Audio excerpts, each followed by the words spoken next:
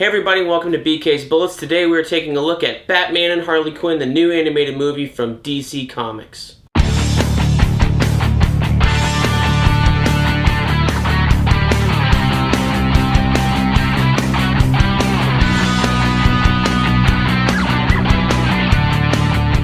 Hey everybody, welcome back to BK's Bullets. I am Brent Casina, your host, and today we're going to be taking a look at Batman and Harley Quinn, the newest animated movie from DC Comics.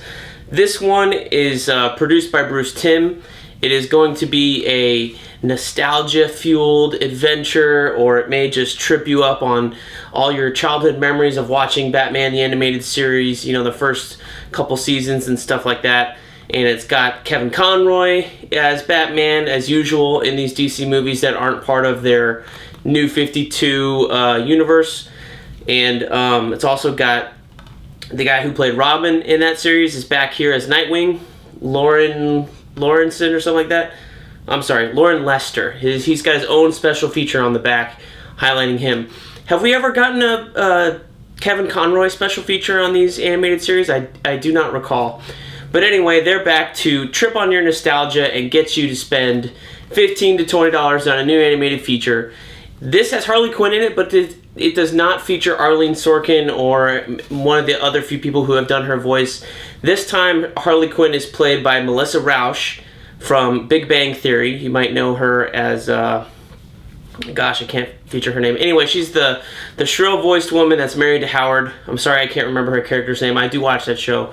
But anyway, she's back. She does an okay job here. When I was watching the previews for this movie, when they were first advertising it, I was kind of like, really? Her? I don't see her.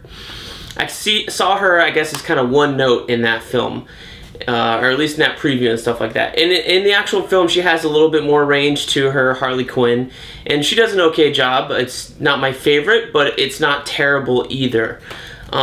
You may have seen some things about this movie being terrible, and it's definitely very dirty.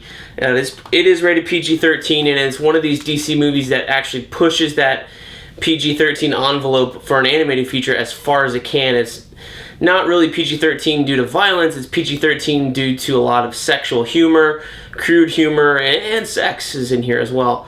I think there was like a vibrator joke in here somewhere, as well as, you know, Harley Quinn and Dick Grayson getting it on, and then some weird tickle fight.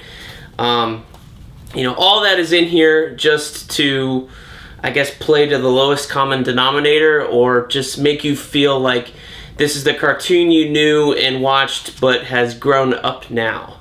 Some people will like it, some people will hate it. I thought I was going to hate that part of it, but I will, to be fair, admit that I did chuckle at the Harley Quinn farting sequence in the Batmobile. I was particularly entertained by the Harley Quinn and Dick Grayson bondage scene and sex scene, or whatever teasing lead-up that entailed.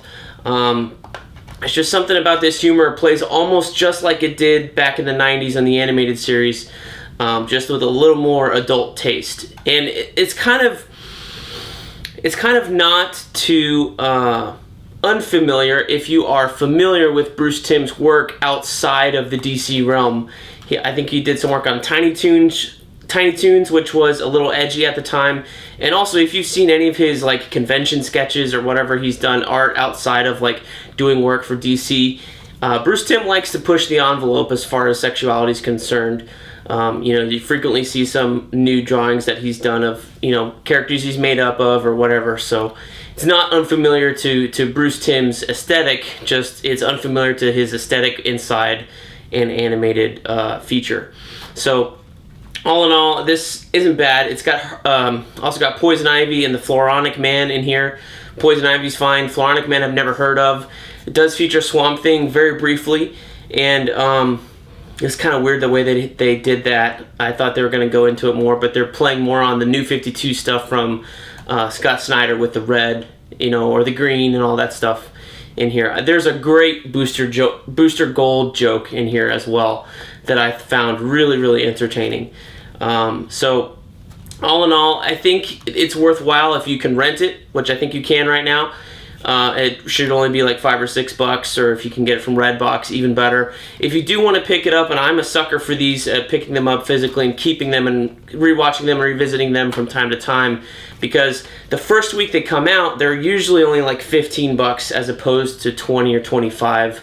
Some other movies are going for. So if you want to check it out, do so.